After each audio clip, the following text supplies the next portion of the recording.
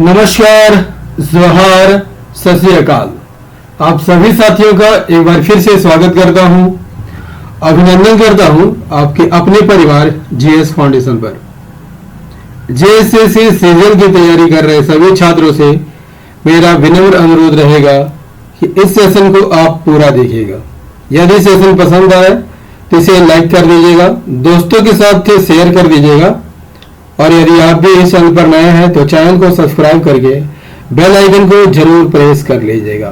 दोस्तों, आज के सेशन में हम लोग करने वाले हैं झारखंड सामान्य ज्ञान की सीरीज नंबर 3।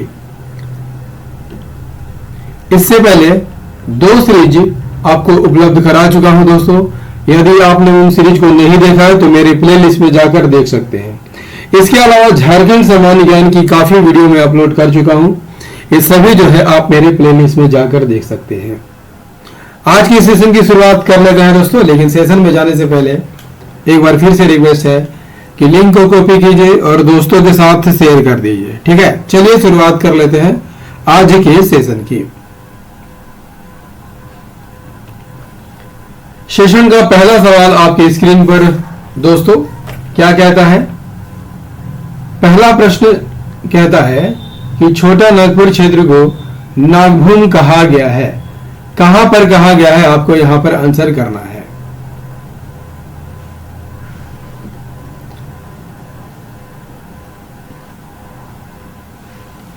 छोटा नागपुर क्षेत्र को नागभूम कहा गया है, कहां पर कहा गया है दोस्तों? ऑप्शन क इज द करेक्ट आंसर। रसिक मंगल नामक पुस्तक में छोटा नागपुर क्षेत्र को झारखंड कहा गया है। तुझके जहांगीरी की बात कर लिया जाए तो तुझके जहांगीरी में झारखंड को क्या कहा गया है? खोखरा कहा गया है, खोखरा या कुकरा कहा गया है। आईने अकबरी की बात कर लिया जाए तो आईने अकबरी में झारखंड को क्या कहा जाता है? कोकरा, कोकरा या खंकरा कहा जाता है, खंकरा। दोस्तों, यहां पर कुकरा है और यहां पर जो है कोकरा है, तो दोनों में डिफरेंस है। ठीक है, महाभारत में झारखंड को क्या कहा गया है? महाभारत में झारखंड को पुंडरिक कहा गया है या पशु भूमि कहा गया है। ये सभी फैक्ट इंपॉर्टेंट है दोस्तों, तो आप एक कलम कॉपी लीजिएगा और नोट कर लीजिएगा। ठीक है, चलिए नेक्स्ट क्वेश्चन कहता है कि झारखंड क्षेत्र में मुंडाओं का आगमन माना जाता है 1000 ईसा पूर्व, 600 ईसा पूर्व, 600 ईस्वी या 1000 ईस्वी। झारखंड क्षेत्र में मुंडाओं का आगमन कब माना जाता है? इसका सही आंसर हो जाएगा दोस्तों, ऑप्शन ख is the correct answer. Jharkhand क्षेत्र में मुंडाओं का आगमन कब हुआ था? 600 ईसा पूर्व में हुआ था। मुंडाओं के बारे में कहा जाता है दोस्तों कि ये लोग जो है पहले मध्य भारत में रहते थे। कहां पर रहते थे?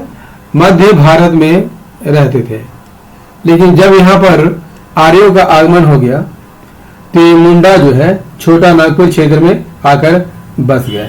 ठीक है, मुंडा जनजाति की बात कर ले जाए तो मुंडा को कोल जनजाति के नाम से भी जाना जाता है। झारखंड की ये तीसरी सबसे बड़ी जनजाति है। किस श्रेणी में आती है? प्रोटो ऑस्ट्रेलाइड, प्रोटो ऑस्ट्रेलाइड श्रेणी में आती है। इनकी भाषा परिवार क्या है? ऑस्ट्रो एशियाटिक, ऑस्ट्रो एशियाटिक भाषा परिवार से संबंधित है। चलिए देखते हैं अगला सवाल। क्वेश्चन नंबर 3 क्या कहता है दोस्तों? किसके शासनकाल में वर्नियर तथा ट्रेवर नियर नामक विदेशी यात्री ने खोखरा में मिलने वाले हीरो की चर्चा की है? बाबर, अकबर, जहांगीर या शाहजहां? किसके शासनकाल में वर्नियर तथा ट्रेवर नियर नामक विदेशी यात्रियों ने खोखरा में मिलने वाले हीरो की चर्चा की है? सही आंसर हो जाएगा ऑप्शन ग, जहांगीर के काल में। इसके काल में जहांगीर के काल में। वर्नियर और ट्रेवर मेयर नामक विदेशी यात्रियों ने खुखरा में मिलने वाले हीरो की चर्चा की है जहांगीर के काल में। ठीक है, नेक्स्ट क्वेश्चन। क्वेश्चन नंबर 4 क्या कहता है दोस्तों? रामगढ़ अधिवेशन स्थल के मुख्य प्रवेश द्वार का नामकरण किसके नाम पर रखा गया था? रामगढ़ अधिवेशन, कांग्रेस का रामगढ़ अधिवेशन स्थल के मुख्य प्रवेश द्वार का नामकरण किसके नाम पर रखा गया था? इसका सही आंसर हो जाएगा दोस्तों, बिरसा मुंडा के नाम पर रखा गया था। क्लियर? भारतीय राष्ट्रीय कांग्रेस का यह कौन सा अधिवेशन था दोस्तों? 53वां अधिवेशन था, जो कि झारखंड के रामगढ़ में हुआ था और झारखंड में कांग्रेस का एकमात्र अधिवेशन यहीं पर हुआ था। कब हुआ था? 19 से 20 मार्च 1940 को हुआ था। क्लियर? अध्यक्ष किसे बनाया गया था? अध्यक्ष मौलाना अबुल कलाम आजाद को बनाया गया था। मौलाना अबुल कलाम आजाद को अध्यक्ष बनाया गया था। मुख्य प्रवेश द्वार का नाम बिरसा मुंडा के नाम पर रखा गया था, जबकि सभा स्थल का नाम किसके नाम पर रखा गया था? मजहर नगर रखा गया था। याद कर लीजिएगा, मजहर नगर रखा गया था। किसके नाम पर? मौलाना मजहरुल हक के नाम पर सभा स्थल का नाम मजहर नगर रखा गया था। कहा जाता है कि इस अधिवेशन में ताना भगत भी आए थे। कैसे आए थे? पैदल चलकर आए थे और महात्मा गांधी को 400 रुपए की थैली यहां पर भेंट की थी। क्लियर? चलिए, नेक्स्ट क्वेश्चन क्या कहता है दोस्तों? निम्नलिखित में कौन सा आंदोलन मुल्की और मिल्की के नाम से भी जाना जाता है? सफाहोड़, सरदारी आंदोलन, खरवाड़ आंदोलन, या इनमें से कोई नहीं। कौन सा आंदोलन है जिसे मुल्की और मिल्की के नाम से जाना जाता है? इसका सही आंसर हो जाएगा ऑप्शन ग, सरदारी आंदोलन को मुल्की और मिल्की के नाम से भी जाना जाता है। मुल्की का अर्थ क्या होता है दोस्तों? मुल्की का क्या अर्थ है? मुल्की का अर्थ होता है मातृभूमि। और मिल्की का क्या अर्थ होता है? मिल्की का अर्थ होता है जमीन। क्लियर? कोल विद्रोह याद कर लीजिएगा। इसी संदर्भ में कोल विद्रोह को भी हम याद करते हैं। 1831-32 में हुआ था। किसके नेतृत्व में? बुद्धू भगत के नेतृत्व में। इसी समय यहाँ के कोल सरदार जो थे असम के चाय बागानों में काम करने चले गए थे। इंपॉर्टेंट फैक्ट रहेगा आपके एग्जाम के दृष्टिकोण से। जब कोल विद्रोह हुआ था, इसके बाद जो है यहाँ के कोल सरदार जो है असम के चाय बागानों में काम करने चले गए थे। जब ये वापस लौटे तो इनकी जमीन जो है हड़प ली गई थी और इसी हड़पे जमीन को वापस लेने के लिए कोल सरदारों ने सरदारी आंदोलन चलाया था। क्लियर? चलिए, सफाहोड़ आंदोलन की बात कर लिया जाए दोस्तों, तो किसके नेतृत्व में चलाया गया था? लाल हेम्ब्रम के नेतृत्व में चलाया गया था। लाल हेम्ब्रम के नेतृत्व में यहाँ सफाहोड़ आंदोलन चलाया गया था। खरवाड़ आंदोलन की बात कर लिया जाए तो इसका नेतृत्व कौन किया था? भागीरथ मांझी। याद कर लीजिएगा दोस्तों, भागीरथ मांझी ने खरवाड़ आंदोलन का नेतृत्व किया था। ठीक है, चलिए अगला सवाल कर लेते हैं, है ना? Question number 6। Bihar student conference के 16वें अधिवेशन की अध्यक्षता किसने की थी? बिहार स्टूडेंट कॉन्फ्रेंस के 16वें अधिवेशन की अध्यक्षता किसने की थी? सही आंसर हो जाएगा ऑप्शन ख। किसने की थी दोस्तों? सरला देवी ने की थी। यदि आपसे पूछ लिया जाए दोस्तों कि बिहार स्टूडेंट कॉन्फ्रेंस का 15वां अधिवेशन कहां पर हुआ था? डाल्टनगंज में हुआ था। याद कर लीजिएगा कहां पर हुआ था दोस्तों? डाल्टनगंज में हुआ था। और इसका नेतृत्व किसने किया था? CF एंड्रूज ने किया था। CF एंड्रूज ने किया था। एंड्रूज ने किया था। क्लियर? चलिए next question. Question number 7। Bharat सरकार द्वारा 1989 में गठित कमेटी ऑन झारखंड मैटर्स के अध्यक्ष कौन थे? सवाल काफी इंपॉर्टेंट है दोस्तों।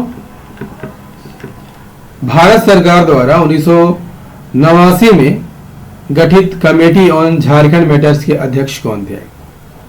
सही आंसर हो जाएगा ऑप्शन ख, बीएस लाली थे।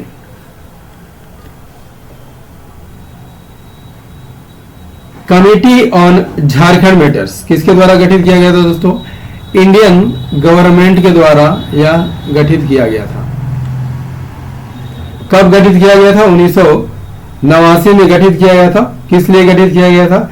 झारखंड के समस्याओं के समाधान के लिए इसका गठन किया गया था। इसके अध्यक्ष बीएस लाली थे, जो गृह मंत्रालय में सचिव के पद पर कार्यरत थे। और इसमें कितने सदस्य थे? 24 सदस्य थे। ठीक है, चलिए अगला सवाल हमारा है क्वेश्चन नंबर 8। नागवंशी राजा ने सर्वप्रथम नवरत्न नामक 5 मंजिला भवन का निर्माण कहां कराया था? सुतियांबे, दौसा, पालकोट या रातू? नागवंशी राजा ने सर्वप्रथम नवरत्न नामक 5 मंजिला भवन का निर्माण कहां करवाया था? इसका सही आंसर हो जाएगा ऑप्शन ख इज द करेक्ट आंसर। 5 मंजिला भवन का निर्माण कहां कराया गया था दोस्तों? दौसा में कराया गया था। नवरत्नगढ़ का 5 मंजिला भवन का निर्माण दौसा में कराया गया था। किसके द्वारा कराया गया था दोस्तों? दुर्जन साल के द्वारा करवाया गया था। किसके द्वारा कराया गया था? दुर्जन साल के द्वारा करवाया गया था। और दुर्जन साल ने, याद रखिएगा, झरोखा दर्शन की भी व्यवस्था यहां पर की थी। दुर्जन साल की मृत्यु कब हुई थी? 1640 ईस्वी में इसकी मृत्यु हो गई थी। ये वही दुर्जन साल है दोस्तों जिसे जहांगीर ने अपने कैद में 12 वर्षों तक रखा था। क्लियर? लेकिन जब इसके द्वारा जब एक हीरे की पहचान कर ली जाती है तो इसे 12 वर्ष बाद जहांगीर क्या करता है? छोड़ देता है। उसे कौन सी पदवी प्रदान करता है? शाह की पदवी प्रदान करता है। ठीक है, इसके बदले जो है, इसके बदले दुर्जन साल जहांगीर को कितना सालाना देने का वादा करता है? 6000 रुपया कर देने का वादा करता है। ठीक है, चलिए अगला सवाल क्वेश्चन नंबर 9 क्या कहता है दोस्तों? विश्व में सर्वप्रथम बाघों की गणना कब और कहां कराई गई थी? विश्व में सबसे पहले बाघों की गणना कहां कराई गई थी? Very very important question for your exam. कहां कराई गई थी दोस्तों? ऑप्शन ख इज द करेक्ट आंसर। 1932 में बेतला पार्क में सबसे पहले बाघों की जनगणना कराई गई थी। बेतला पार्क की बात कर लिया जाए दोस्तों, किस जिले में स्थित है? लातेहार जिले में स्थित है। और लातेहार किस प्रमंडल में आता है? पलामू प्रमंडल में आता है। और पलामू प्रमंडल में कितने जिले आते हैं? 3 जिले आते हैं, पलामू, गढ़वा और लातेहार। और इसी लातेहार जिला में बेतला पार्क है। ठीक है, चलिए क्वेश्चन नंबर 10। क्वेश्चन नंबर 10 का आंसर कीजिए दोस्तों। चांद भैरव, फुल्लो एवं झानो का संबंध झारखंड के किस जनजातीय विद्रोह का से माना जाता है? आसान सा सवाल है दोस्तों। तमाड़ विद्रोह, संथाल विद्रोह, सफाहोड़ विद्रोह या खरवार विद्रोह?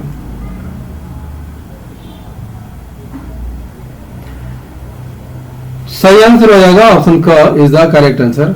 संथाल विद्रोह को माना जाता है।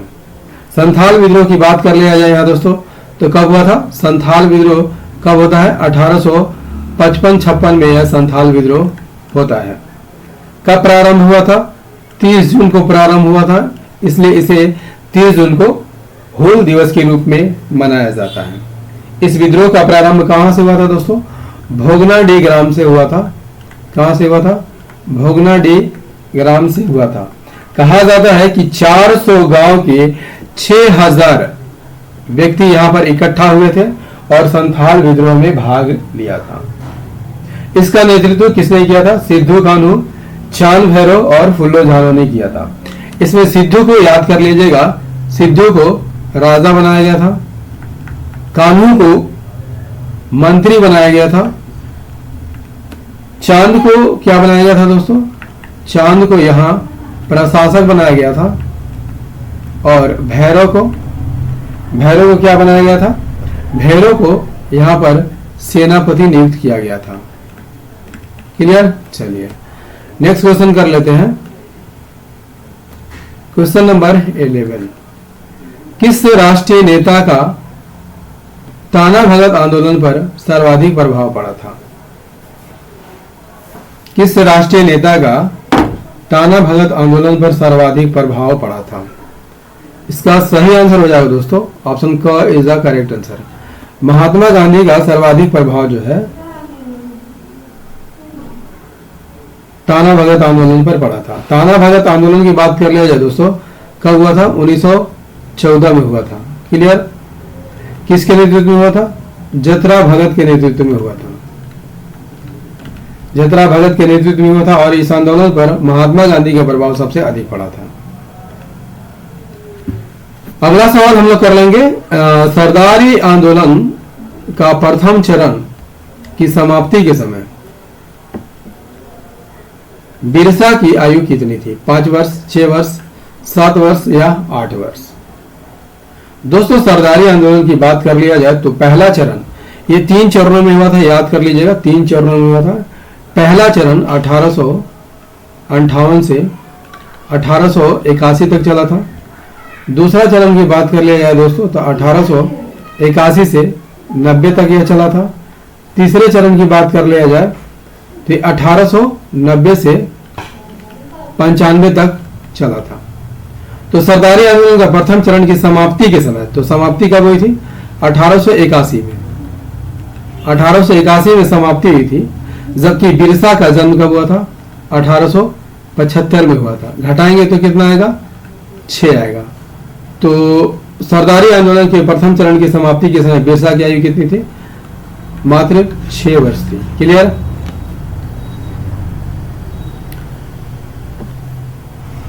क्वेश्चन नंबर 13 की बात कर लिया जाए, संथाल जनजाति में कुल कितने गोत्र पाए जाते हैं? आसान सा सवाल है दोस्तों। कुल कितने गोत्र पाए जाते हैं? 12 गोत्र पाए जाते हैं। संथाल जनजाति की बात कर लिया जाए तो इनकी सर्वाधिक जनसंख्या झारखंड में निवास करती है। कितना प्रतिशत? 35%। क्लियर? भारत की तीसरी सबसे बड़ी जनजाति है ये, और किस प्रजाति से संबंधित है? ऑस्ट्रोलायड प्रजाति से यह संबंधित है। किस भाषा परिवार से संबंधित है? ऑस्ट्रो-एशियाटिक भाषा परिवार से यह संबंधित है। इनकी भाषा कौन सी है दोस्तों? इनकी भाषा संथाली है। और याद कर लीजिएगा दोस्तों, संथाली भाषा को 2003 में 8वीं अनुसूची में शामिल किया गया था। ठीक है, चलिए नेक्स्ट क्वेश्चन कर लेते हैं। क्वेश्चन नंबर 14 क्या कहता है दोस्तों? क्वेश्चन नंबर 14 क्या कहता है? बोकारो जिले के क्वेश्चन नंबर 14 क्या कहता है दोस्तों? हाथिया पत्थर मेला का आयोजन झारखंड के किस जिले में किया जाता है? तो हाथिया पत्थर मेला का आयोजन कहाँ किया जाता है दोस्तों? ऑप्शन ख is the correct answer, Bokaro में किया जाता है। ठीक है, हाथिया पत्थर मेला जो है बोकारो के कहाँ पर आयोजन किया जाता है दोस्तों? बोकारो के फुसरो में आयोजित किया जाता है। ठीक है, और यहाँ पर हाथी की आकृति वाला एक चित्र है, इसी कारण इसे हाथिया पत्थर मेला कहा जाता है। हर वर्ष कब लगता है? मकर संक्रांति में लगता है। कब लगता है दोस्तों?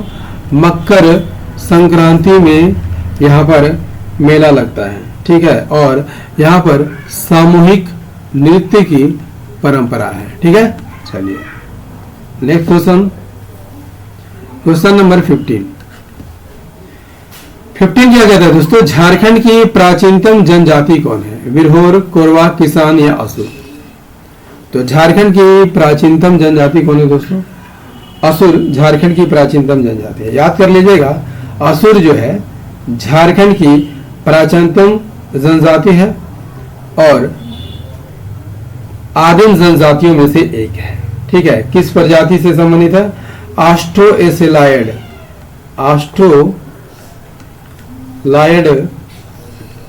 प्रजाति से यह संबंधित है। भाषा क्या है? भाषा इसकी आसुरी भाषा है। याद कर लीजिएगा दोस्तों, झारखंड में कितने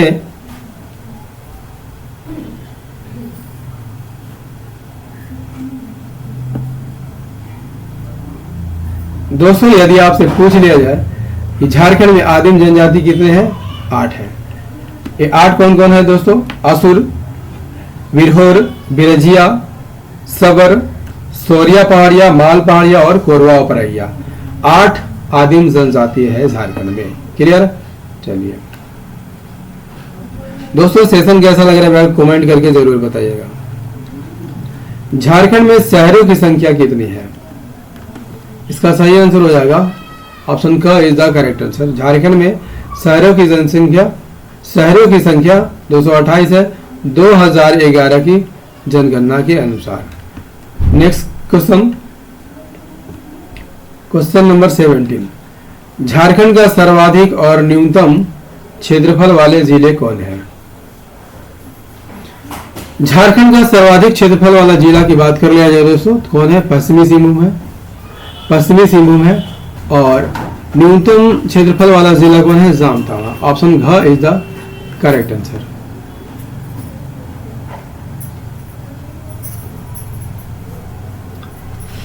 यदि आपसे पूछ लिया जाए दोस्तों कि झारखंड में सर्वाधिक 1% वाला जिला कौन है? याद कर लीजिएगा, झारखंड में सर्वाधिक 1% वाला जिला लातेहार है। यहाँ 56.08% वन पाया जाता है। जबकि न्यूनतम 1% वाला जिला कौन है दोस्तों? जामताड़ा है और यहाँ पर 5.56% वन पाया जाता है। ठीक है, चलिए अगला सवाल हम कर लेते हैं। निम्न धार्मिक समुदायों में से किनकी साक्षरता दर झारखंड में सर्वाधिक है? निम्न धार्मिक समुदायों में से किनकी साक्षरता दर झारखंड में सर्वाधिक है? हिंदू, ईसाई, मुस्लिम या सिख? याद कर लीजिएगा दोस्तों, झारखंड में सबसे अधिक साक्षरता जो है सिखों में पाई जाती है। सिखों में कितने प्रतिशत साक्षरता पाई जाती है दोस्तों? सिखों में 87.8% जो है साक्षरता पाई जाती है। इसके बाद दूसरा स्थान ईसाई का आता है। यहाँ पर 67.9% जो है साक्षरता है। हिंदू की बात कर ली जाए तो हिंदू में मात्र 54.6% साक्षरता दर है। ठीक है, चलिए नेक्स्ट क्वेश्चन कर लेते हैं दोस्तों। क्वेश्चन नंबर 19, टांगीनाथ धाम झारखंड के किस जिले में स्थित है? टांगीनाथ की बात कर लिया जाए दोस्तों तो टांगीनाथ जो है गुमला जिले में स्थित है। ऑप्शन नंबर ख इज द करेक्ट आंसर।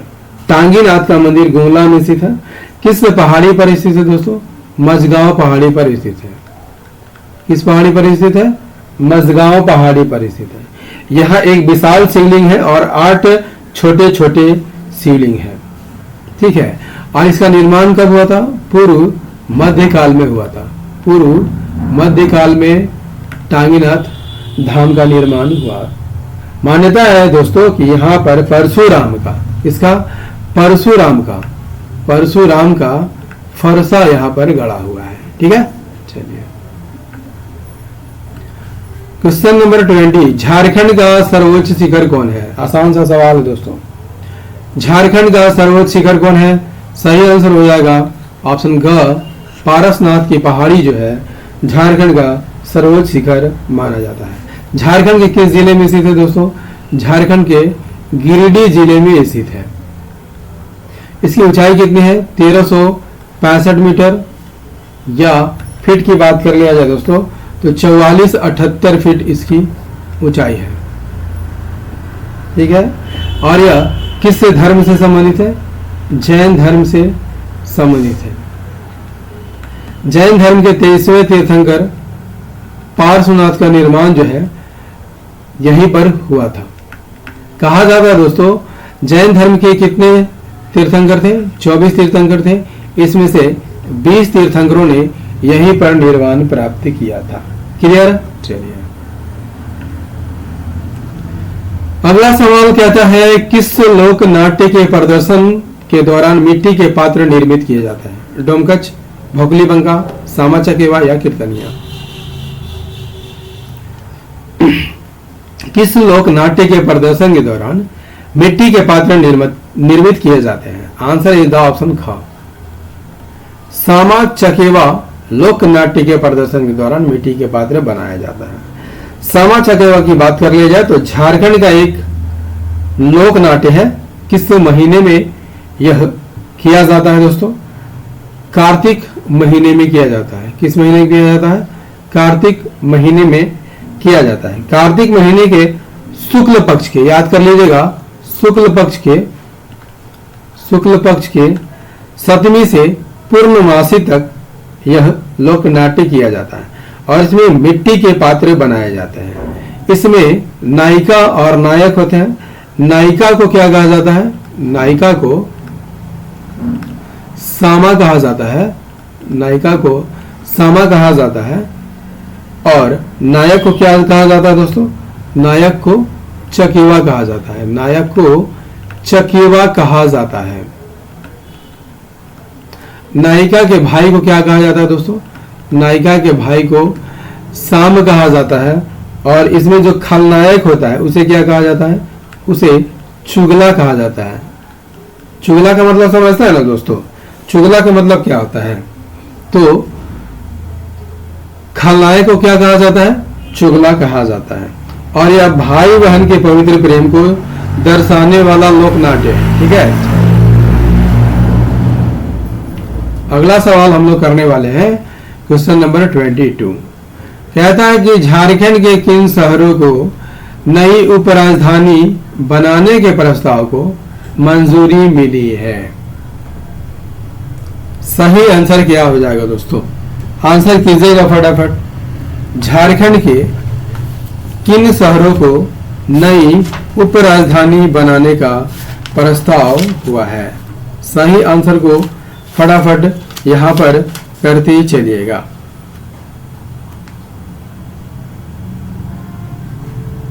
सही आंसर क्या हो जाएगा? याद कर लीजिएगा दोस्तों, मेदिनीनगर, चाईबासा और गिरिडीह को। ठीक है, ऑप्शन ग is the correct answer. Medininagar, Chaibasa और गिरिडीह को नई उपराजधानी बनाने का प्रस्ताव रखा गया है। अगला सवाल हमारा कहता है, क्वेश्चन नंबर 23, निम्न में से कौन सा एक झारखंड का प्राचीनतम वाद्य यंत्र है? मांदर, नगाड़ा, ढोल या धामसा? तो झारखंड का प्राचीनतम वाद्य यंत्र कौन है दोस्तों? झारखंड का प्राचीनतम वाद्य यंत्र मांदर है और इसे याद कर लीजिएगा, क्या कहा जाता है? तुमदक भी कहा जाता है। तुमदक भी कहा जाता है। ठीक है, अगला सवाल है, पुटुस फूल के जो कि कहानी संग्रह है के रचनाकार कौन थे? रचनाकार कौन थे दोस्तों? सही आंसर हो जाएगा गजाधर महतो। पुटुस फूल के रचनाकार कौन है? गजाधर महतो। और इसका प्रकाशन कब हुआ था? 1988 में इसका प्रकाशन हुआ था।